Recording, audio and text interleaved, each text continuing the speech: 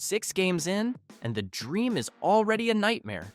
The Baltimore Ravens were not just Super Bowl hopefuls in 2025, they were anointed contenders. Now, they are 1-5, a record that feels like a typo for a team this talented. The city is stunned, and the franchise is at a crossroads. So, what's behind the freefall? Is it a simple slump or a systemic collapse? We're dissecting the wreckage, from offense and defense to coaching and culture, to figure out what the hell is going on in Baltimore. Before we continue, if you enjoy this content, please like and subscribe to the channel. Now let's dive in. Record 1-5. Recent result: a 3-17 loss to the Los Angeles Rams after a 10-44 loss to the Houston Texans the previous week. A beatdown that shoveled a whole lot of doubt into Raven hearts. Lamar Jackson? Still Lamar. He's got the flash and the mobility, and the numbers so far this season are interesting. Through 6 games, his stat line reads roughly 869 yards, 10 touchdowns, and only 1 interception, with a QBR putting him top-ish in efficiency metrics while missing 2 games. That looks shiny until you dig deeper into how those plays are being created, or, frankly, not created consistently. If you're only looking at touchdowns and counting stats, you might say, hey, not so bad. If you're watching the tape, or watching the 4th quarter of the Texans game, you're seeing a team that can't finish drives, can't sustain pressure on defense, and looks short on answers at key moments. On offense, the Ravens' offense has not been as dominant as years past. They're still top tier in rushing, 126 rushing yards per game, but the passing game is middling. They're averaging 183 passing yards per game, which ranks in the bottom half. The offense overall is averaging 309 total yards per game, which is the bottom half of the league. Red zone and 3rd down efficiency? They've had trouble converting consistently.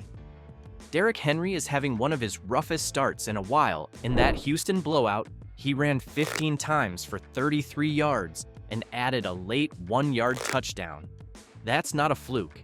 Henry has been held under 50 rushing yards in 4 of the 6 games so far. The Ravens' offense still has talent. Lamar Jackson can still create explosive plays with his legs, and guys like Derrick Henry, DeAndre Hopkins, Zay Flowers, and Mark Andrews are playmakers. But the offense's collective performance is what's hurting them. In simple terms, they're not sustaining drives, they're coughing up early possessions, and they're leaving points on the board. Opponents are scoring quickly against Baltimore, and that forces the Ravens out of their playbook. Here are key points on offense. Drop-off in consistent production. When you watch games this season, Baltimore is getting big plays, but not enough consistent ones. That's why the aggregate numbers look okay sometimes, but the wins don't follow. Line play and protection, particularly versus top rushers/edge sets, has been inconsistent. If Jackson is pressured more often, that limits both the run game and the passing game. Play calling and situational offense, there have been sequences where the Ravens stall on 3rd downs or run predictable plays in short yardage scenarios. Over a handful of games, that becomes a trend and teams adjust. Predictability in situational play calling. In short yardage 3rd down, 2-minute drives, the Ravens at times have run vanilla concepts too often.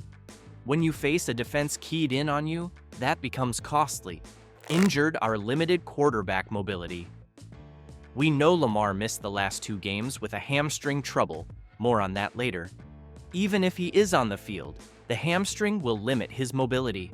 If he's not fully popping off runs or escaping cleanly, the offense's ceiling lowers. More reliance on pocket passing, which is riskier when the line isn't perfect. The team offensive rankings across the league after 6 games show some variance. Aggregate yards might be middle of the pack, but points per game and red zone efficiency are the real killers for Baltimore. Bottom line, the offense still has tools, but it's not clicking together. And in the NFL, together wins more than flashy. If the offense is inconsistent, the defense is getting punished for it. The Texans dropping 44 points in Week 5 is not a fluke, it's a symptom. The Ravens' defense has given up too many chunk plays and has struggled to create turnovers at the rate needed to bail the offense out. The team's position in league defensive rankings after 6 weeks is trending in the wrong direction. The defense is surrendering explosive plays and being outscored in key sequences. Through 6 weeks, the defense is ranked last in the league in points allowed and total defense. The defense is hemorrhaging in both run defense and pass defense. Their expected points, allowed metrics, and advanced stats all say we are bottom tier. Injuries have gutted their front line. More on that soon. Turnovers? They've turned the ball over too much and haven't forced enough in return. Here are the defensive problems in concrete terms. Explosive plays allowed, long gains that flip the scoreboard, injuries in the secondary and linebacker group.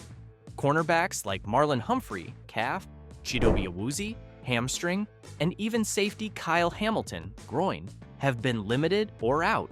Lack of consistency in pass rush. Without consistent pressure, quarterbacks have time to pick apart zones. Youth and depth being exposed, you're seeing younger or backup players get tested. When your top guys are down, role players have to perform. Scheme/adjustments not matching opponent strengths. Some games show not enough in-game adaptation. Mismatches that keep happening because the defense doesn't correct fast enough. Fatigue and field time.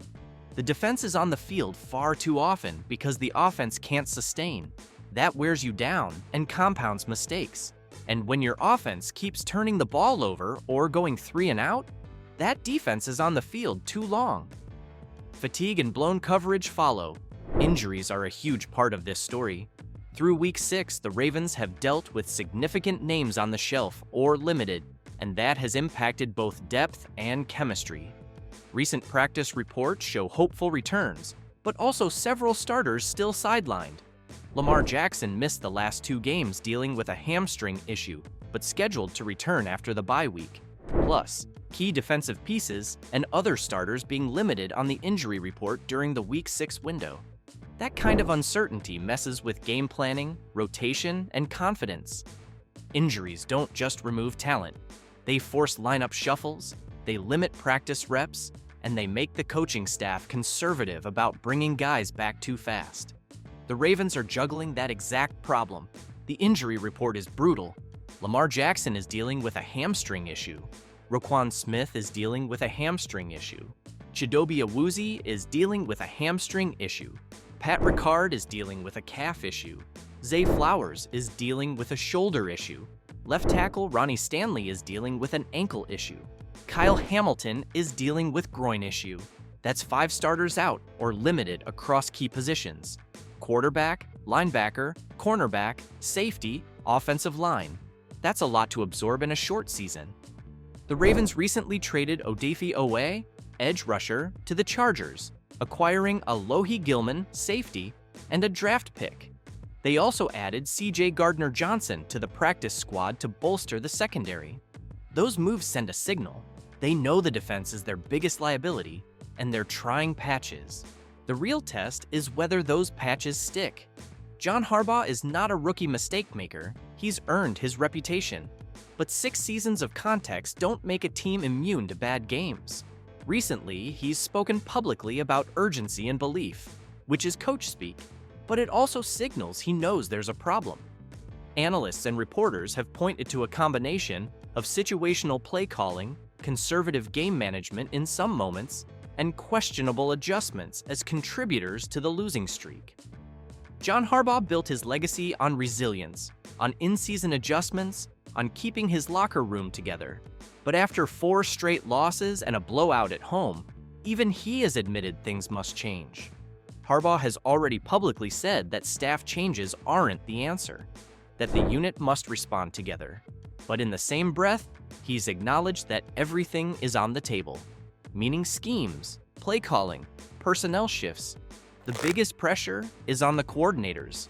The offense under Todd Monken and the defense under Zach Orr need to adapt faster than they've shown so far.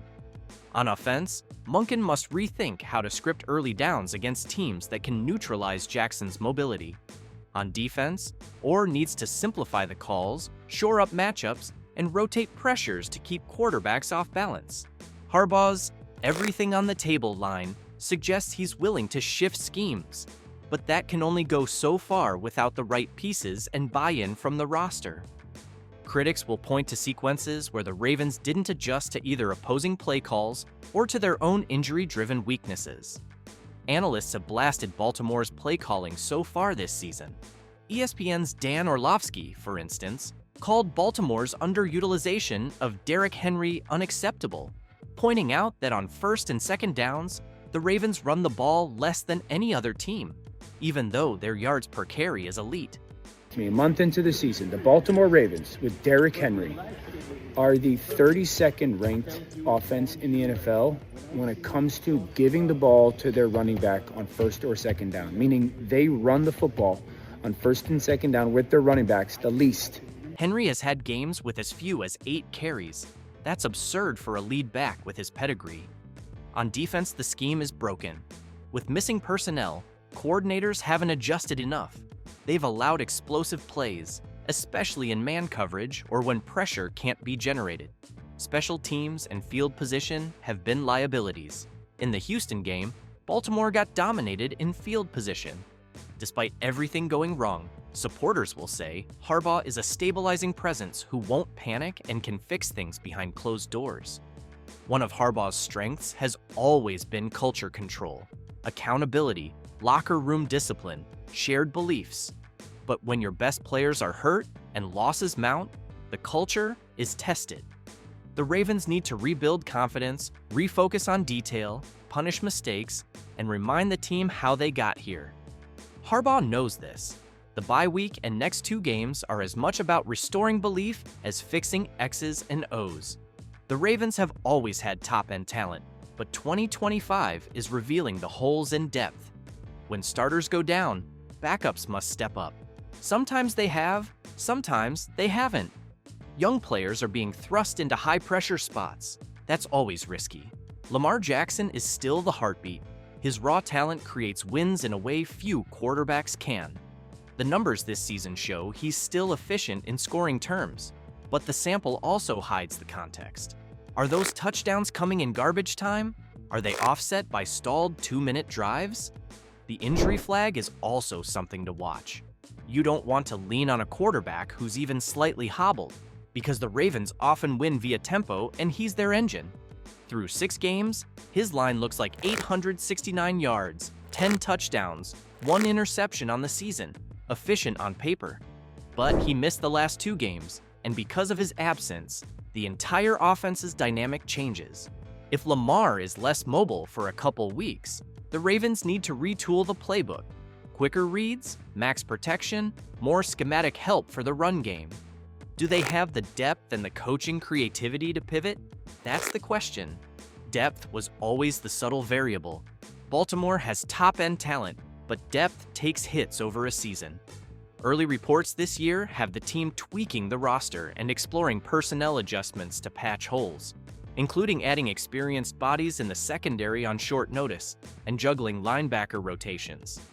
The big picture, those are band-aids, not replacements for a healthy, coordinated starter group. The front office has to decide. Do they lean into immediate fixes for 2025, or do they start looking longer term if losses pile up?